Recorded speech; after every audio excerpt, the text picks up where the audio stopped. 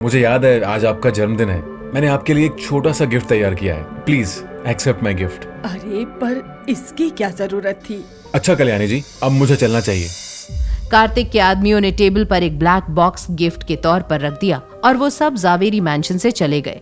कल्याणी को पता था कि कार्तिक ने जो गिफ्ट दिया है वो प्राइसलेस होगा, लेकिन फिलहाल उस गिफ्ट से ज्यादा जरूरी मैम्बो अंकल का ख्याल रखना था। सो सब मैम्बो अंकल की देखभाल में लग गए और किसी ने भी उस ब्लैक बॉक्स को खोल कर नहीं देखा। अपने बड़बोलेपन की वजह से पीट पीट कर घायल हुए मैम्बो अंकल चिल्लाते हुए अपने परिवार वालों से कह रहे थे कि उन्हें जल्दी से जल्दी हॉस्पिटल लेकर जाया जाए कि तभी दरवाजे के बाहर से आई एक आवाज। Madam, Badani group of companies की ओनर हिमानी शाह आई हैं। कल्याणी के चेहरे के हाव भाव ये साफ साफ बता रहे थे कि एक बिन बुलाए मेहमान से बात करना उसे बिल्कुल भी पसंद नहीं, लेकिन हिमानी दरवाजे तक आ गई थी, इसलिए कल्याणी को उसका वेलकम करना ही पड़ा। चित्रा एक बनावटी मुस्कान के साथ हिमानी का स्वागत करने के लिए तैयार थी। क्या बात है, अहो भाग्य हमारे कि मिस हिमानी शाह पर्सनली यहाँ आई, लेकिन माफ कीजिएगा हम उनका ठीक से वेलकम भी नहीं कर पाए। मैडम कल्याणी, मैं पूछ सकती हूँ कि क्या नक्श यहाँ पर है? सॉरी मिस हिमानी, लेकिन नक्श तो रंगरेज रेस्टोरेंट से ही निकल गया था।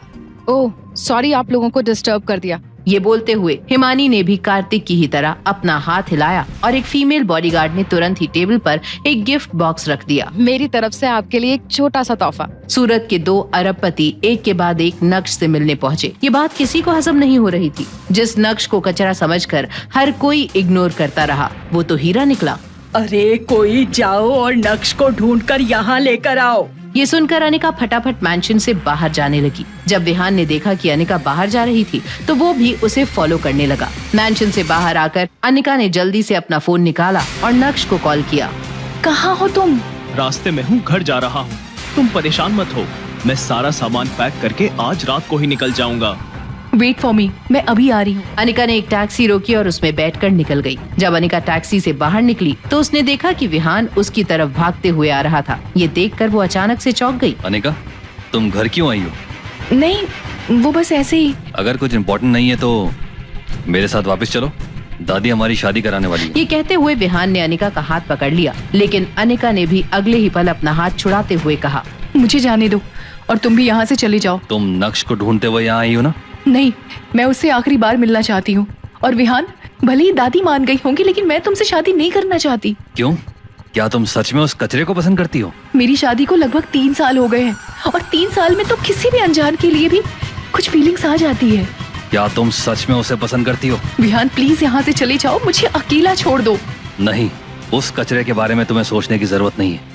तुम्हें मेरे साथ यहाँ से चलना होगा। अभी वो दोनों एक दूसरे से बहस कर ही रहे थे कि तभी एक ब्लैक कार सड़क के किनारे आकर रुकी और उस कार से चित्रा बाहर आई। अनिका, विहान, तुम दोनों यहाँ पर क्या कर रहे हो? उधर मम्मी जी तुम दोनों को ढूंढ रही हैं। नहीं, मुझे वापस नहीं जाना। आंटी, यहाँ बाहर बहुत गर्मी, क्यों ना आप अनिका के साथ कार में बैठ जाइए। थोड़ा समझाइए इसे, मैं तब तक कोल्ड ड्रिंक लेकर आता हूँ। मम्मी, आप विहान को यहाँ से जाने के लिए कह दो, मुझे उससे शादी नहीं करनी है। ठीक है, हम इस बारे में थोड़ी देर में बात करते हैं। तब तक तुम अपना फैसला ले लो कि तुम्हें करना क्या है। दोनों माँ बेटी उस ब्लैक कलर की कार में जाकर बैठ गए। यहाँ विहान ने बेहोशी की दवाई कोल्ड ड्रिंक में मिला दी और अपने हाथ में कोल्ड ड्रिंक लेकर कार की तरफ बढ़ रहा था। विहान को इस तरह देखकर चित्रा के चेहरे पर मुस्कान आ गई थी। तुरंत ही चित्रा ने अनिका से कहा, अनिका देख, विहान को तेरी कितनी फिक्र है कि तेरे लिए कोल्ड ड्रिंक लेकर आया। आंटी, अनिका, लो कोल्ड ड्रिंक पियो और उसके बाद सोचो कि क्या करना है। जैसे ही अनिका और चित्रा ने विहान के हाथ से कोल्ड ड्रिंक ली, वैसे ही विहान डर के मारे अपने माथे से पसीना पोंछने लगा। अनिका और चित्रा दोनों ने ही आधे से भी ज्यादा कोल्ड ड्रिंक गटक ली। अनिका, मैंने फैसला लिया है कि हम वापस मैंशन जा रहे हैं। उस नक्श में ऐसा कुछ भी खास नहीं है कि तुम उसकी वजह से अपनी जिंदगी खराब करो। बस अब मैं आगे और कुछ भी नहीं सुनूंगी। नहीं मम्मी, मुझे नक्श। अनिका कुछ बोलने जा रही थी कि अचानक उसका सर भारी होने लगा और वो बेहोश हो गई। चित्रा के साथ भी कुछ ऐसा ही हुआ। विहान का भोला चेहरा किसी शातिर क्रिमिनल की तरह हो गया।